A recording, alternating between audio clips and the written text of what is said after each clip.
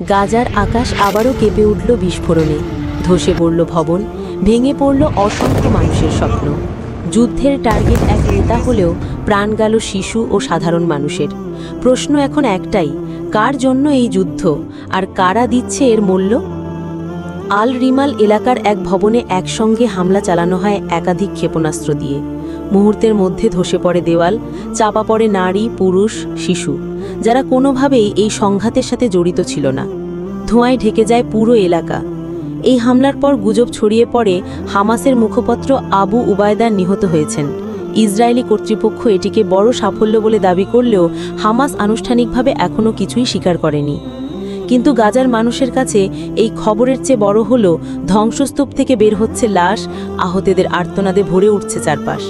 স্থানীয় সাংবাদিকরা জানিয়েছেন অন্তত 7 জন নিহত, 20 জন আহত, যাদের মধ্যে শিশু রয়েছে। এক প্রত্যক্ষদর্শীর ভাষায় মনে হচ্ছিল পৃথিবী যেন শেষ হয়ে যাচ্ছে। বিস্ফোরণের পর বাতাসে ছড়িয়ে পড়ে ডলার নোট, কিন্তু অর্থ কুড়িয়ে নেওয়ার আনন্দ ম্লান হয়ে যায় যখন চারপাশে পড়ে থাকে রক্তাক্ত শিশু আর ভাঙা বাড়িঘর। আবু উবায়দা হামাসের একজন মুখপাত্র, যিনি সবসময় মুখ ঢাকা অবস্থায় বক্তব্য দিতেন।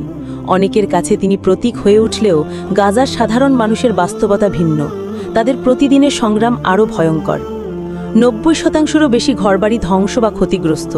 পানির অভাব, ভেঙে পড়া স্বাস্থ্যসেবা, নেই নিরাপদ আশ্রয়। পুরো শহর ঠাসা বাস্তুচ্যুত মানুষের ভিড়ে। জাতিসংঘ স্পষ্ট বলেছে, এভাবে পুরো শহর দখল মানে হবে ভয়াবহ মানবিক বিপর্যয়। আন্তর্জাতিক মহলের অনেকেই মনে করছে গাজার মানুষের ওপর চলা এই আক্রমণ একটি বিশাল ভুল। গাজার শিশুরা এখন স্কুলের বদলে যুদ্ধ শিখছে ধ্বংসস্তূপে দাঁড়িয়ে।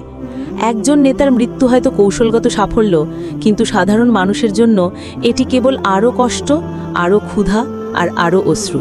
প্রশ্ন একটাই, এই রক্তক্ষয়ী সংঘাতের শেষ কোথায়? আর কত জীবন, কত শিশু, কত ভবিষ্যৎ ধ্বংস হলে থামবে এই যুদ্ধ?